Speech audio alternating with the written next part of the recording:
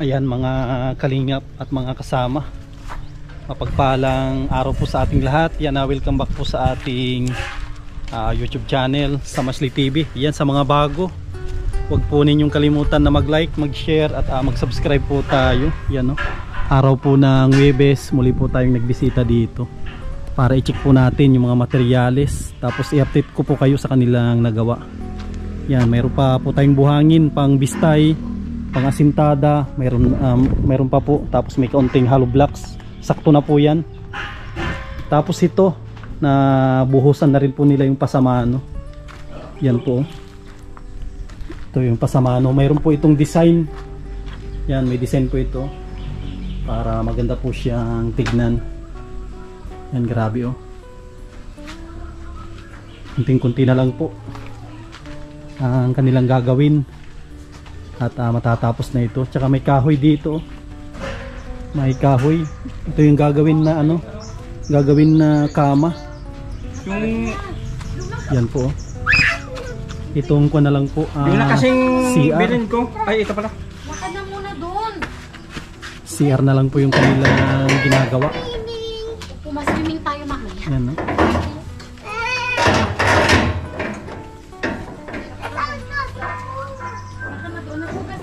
Kung na rin no, kuntong CR no, solid tong CR nila. Parehong 2x3. 2x3 ang kanyang. inano ko lang ito, tapos 2x2 na itong ano. Pangit naman kung hindi mag-uniform dito. Ay, kaya oo. dinugtong-dugtong ko na lang ito. Ay sige. May sobra pa naman. Yan no, yung sobra dinugtong ni Kuya Alex kasi ano, sayang din. Para ano, nilalagyan ni Kuya Alex ng ano, ng lock. Grabe yung kwan, diyan yung kwan po natin. Ang laking tulong po yung anong kwan natin, yung welding machine. Gamit na gamit talaga. Yan po, ito na lang yung bububungan nila. Itong 3 year CR. mo ito. Ano po? 3 yero. 3 yero. Oo. Itong yero natin sa ano, yung 12, hatiin ko yan, tapos yung G's, okay na. may matitirang Kaunti. profit. Oh, may kaunti pang naiwan. Yan po. 3 yero, ito kung ano yan, no? 3 yero. Ito. Ayaw, sige. Para malapad-lapad, matakpan din yung ano, yung tawag dito, yung pinto. yung pinto. Ay, hindi naman ay dito. Kaya Kaya hindi gaano itong mga ano. hindi masyadong mabasa yan. Oo. Yan malakas ay silangan.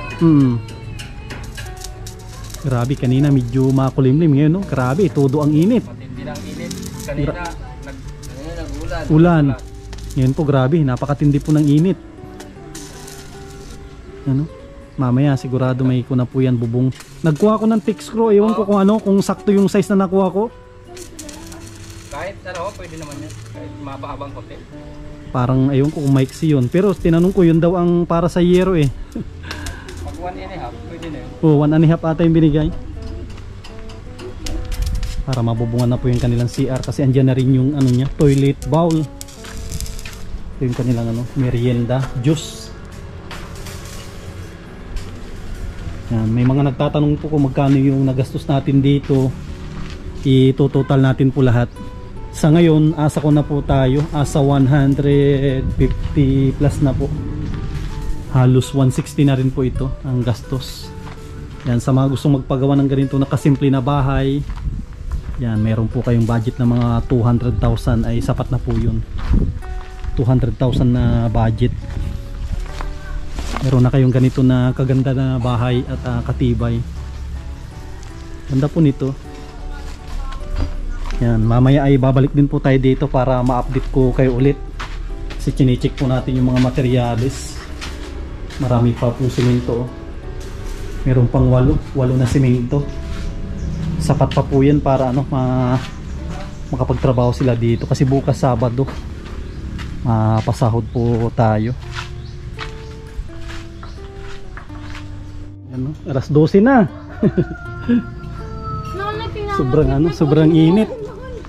Ang mahal-mahal anak ko yan eh. Bili ko ng kano ng pagkain. Wait. Kakabit na sila ng ano, ng pagkakabitan ng yero. Yan na po yung tubular na 2x2.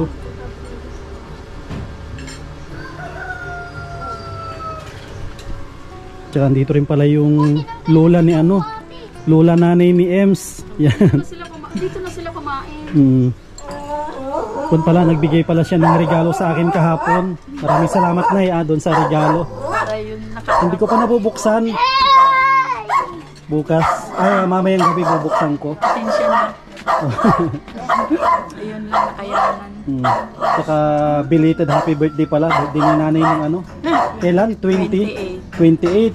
Salamat, maraming salamat. Ako, Tatay! Tatay ako! Tatay ako! Ano na pala yung pangalan po ninyo? Emily. Emilita po. Emilita? Emily ang tawag sa akin. Ang lapit kay Ems yung pangalan niya. Ayun nga, kamukha Kaya, rin siya. kaya sa kanya po kasi ako lumaki, kaya Ems po yung pangalan. Magkamukha Di naman Lola magaling at saka ako. si Ems magkamukha. Si nanay po yung nag-ano po sa akin ng bata po ko nag-alaga. Madalas po kayong bumisita dito kina Ems o? Sa dito sila, ngayon lang ako nakarating dito. First time lang po? Kaya nga nung napanood ko sa sabi nung kapatid, panoorin ko, di ako'y nanood. Kasi dati nanonood ako sa yung Biyaherong Pugo. Nung masabi ng kapatid ko na dito daw ganyan panoorin ko, di yun na lagi napapanood ko. Sabi nung anak ko, bakit ba nanay yun na lang lagi pinapanood? Sabi ko, alam ko naman panoorin pa yung ibang tao. Di yun nga, papasalamat ako. Sabi ko, salamat sa mga taong baga ginamit ng Panginoon na makatulong sa mga gusto naming ibigay sa Kanya na hindi namin kaya. Nagpapasalamat ako sa kanilang lahat. Hindi ko man sila mga kilala, basta sila ay palaging kasama sa panalangin ko na salamat sa pagmamahal nila, salamat sa pagbigay ng mga magandang puso sa kanila. Magandang silang ginamit ng Panginoon na para maiabot ng mga pangangailangan. At ang lagi kong dasal na palagi silang kasama sa panalangin ko sa araw-araw, na gabayan sila ng Panginoon, linisin ang bawat daraanan at lahat ng kanilang pamilya, at marami pa silang matulungan sa kanilang mga araw-araw na trabaho. Lagi silang gabay ng Panginoon. Yan lang po ang maitutulong ko talaga na kundi wala akong ibang sa kanila kundi ang tulong ko sa pananalangin na yung gabayan sila. Habang buhay ko, pasalamat. Unang-una sa Panginoon, saka sa kanilang lahat na mga tumulong sa apo ko. Dahil hindi ko talaga akalain na ganito ang nangyari. Tsaka tatlo po kayong nag-birthday ngayong February. Siguro sa susunod na pagbalik po ninyo, ayos-ayos na yung bahay. Tapos na. Ngayon ginagawa pa. Hindi rin po sigurado yung makarating ako dito. Gusto nga nito, andito ako. Hindi ko po sigurado dahil siyempre ang financial naman. Hindi po kasi kaya Hindi kaya ang ng kuryente. Kanina kumislap yan. Hindi kaya kasi Hindi, wag muna isabay yung mga iba na bunutin muna yung ibang charge. Kasi masisira yung cellphone nyo pag nagwi-welding siya. Sige na, salamat po na dun sa regalo mo. Ang bigat nung regalo mo, baka ginto ang laman nun. 1 kilo na ginto ata yun. Talagang pagkain po yun. Doon ako nagtrabaho sa pub. Pagkain. Nabanggit kasi niya doon siya nagtrabaho. Baka mga pulburon si hindi naman. Mabigat siya Iyon na nga yun. Kasi binanggit niya doon siya nagtrabaho. Nabanggit sa iyo. Iyon na naisip ko na para may para na doon siya nagtrabaho. Ako sa pag-aaral. Yun ang kinukot ako na nag-stop ako para mapag-aaral ko yung kapatid kong lalaki. Doon ako nagtrabaho, alam niyo ni nanay. Nagbabalot po ako ng pulburon. Pulburon siguro yun. Doon ako nag-15 years old. Yun nga yun. Doon na po ako nag-15 years old. Hindi ko pa nabubuksan talaga yung pinuhulaan ko pagkain ito. Mga paborito ko din yung mga pulburon. Pasensya na talagang. Sabi ko ano kaya ko doon. Bilang kunting-kunting bagay bilang pasasalamat. Siyempre kahit papaano mayroon. Opo. Maliit man yun nung malaki na ay nagpapasalamat po ako doon. May letter pa sila. At natutuwa ako, may kon pa ata yun, may love letter pa ata yun. May love letter pa ata yun na Ems na May letter. Kasi kung maano kasi ako yung bang parang hindi ko kayang sabihin lahat na ano, parang napapaiyak ako, parang labas na yung Sana po kay nanay. Mababaw ang luha. Kasi talaga namang ano, mapapaiyak kang hindi mo akalain na ano.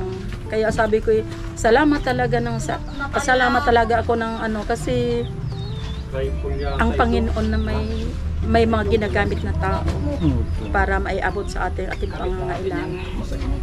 Kaya talagang kayo ay ano ng Panginoon para sa ako.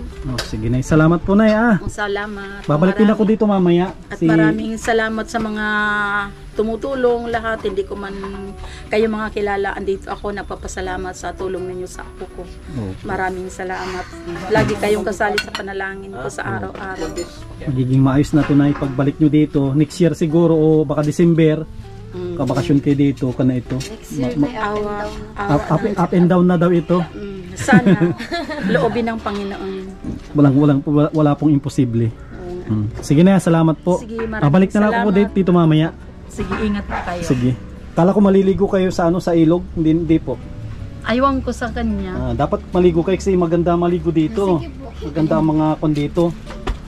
Maningitim ko lalo. Sige na po. Balik ako dito mamaya. Mag-short ka muna. Sige, magbihis ka at aalis. Mabaliligo daw. Iilog daw tayo. 3 hours later. Ayan mga kasama. Alas 5 na po ng hapon. Yan, muli po nating binisita. At sisilipin po natin kung naikabit na nila yung yung yero. Parang naikabit na dito si Emso. Magandang hapon.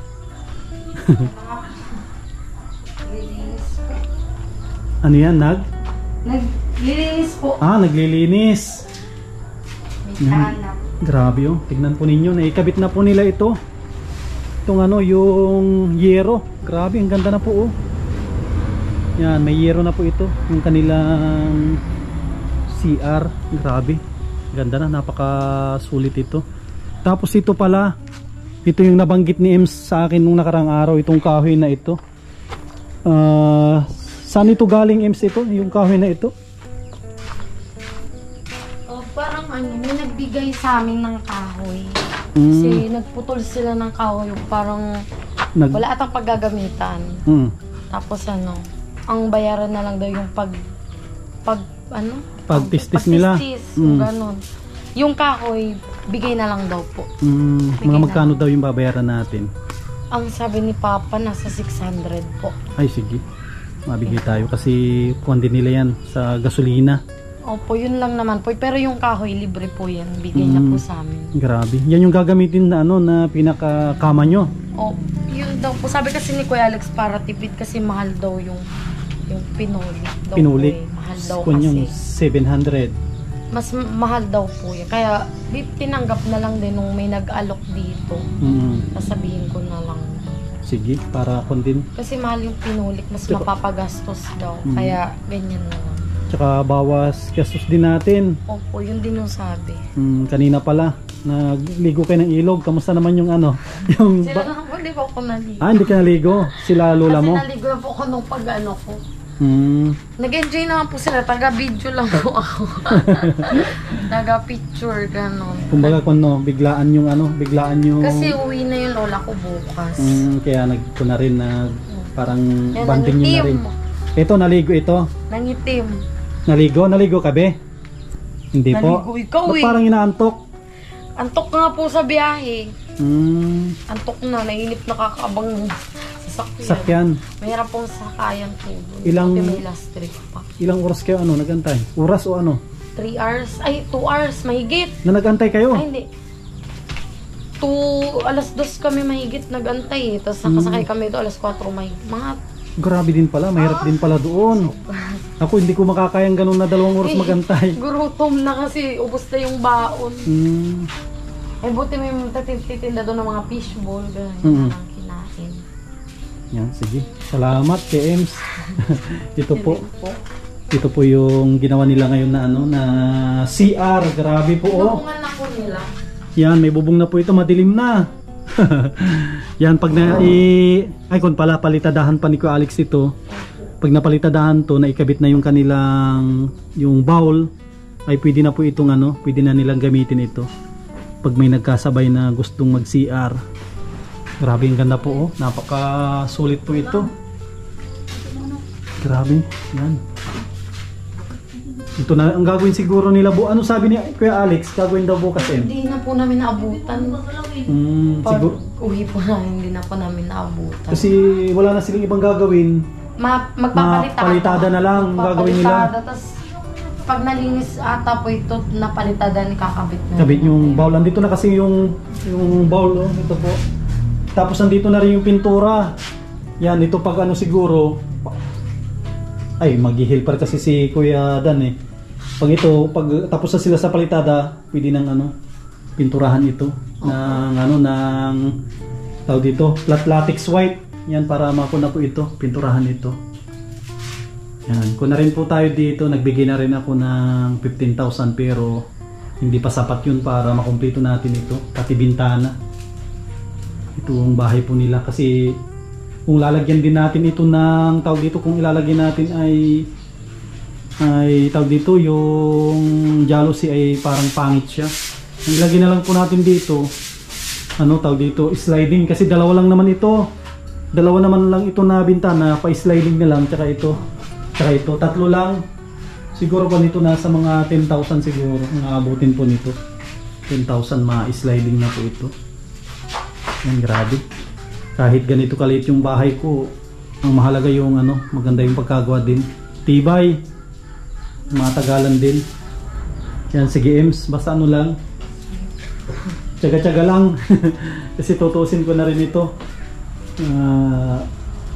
Kung talagang pipilitin mo, pwede nang tumira dito, lalo pag masamang panahon, pwede na. Yan, sige. Sabi ko pag ano, mag-ayos po ko dito, kahit curtain namin. Si Papa. Pero si Papa dito na natutulog. Tsaka malay natin baka may Binabantayan to ni Papa. malay natin baka may mga gusto pang tumulong, di ba? Para kung natin ito, talagang mapatapos po natin lahat hanggang pintura at maparibong cutting na rin po natin ito. Yun ang pinaka-importante, sana may ano pa, tumulong pa. At syempre sa akin din, sana gumanda pa yung takbo ng channel ko para matagdag tayo ulit dito sa inyong bahay. Para malipatan nyo na ito. Excited na rin akong makalipat kayo dito. Para kung na rin kayo dito, dito, wala na kayo masyadong isipin. Binibinyagan na to ni Papa dito na Tutulog. Okay naman para may kasi inaano niya yung mga materials. Binabantayan niya. Dito siya natutulog. Tsaka, Kaya yung spin. siyempre, may bisita kayo, siksikan kayo doon. Kaya ano, doon kami sa baba.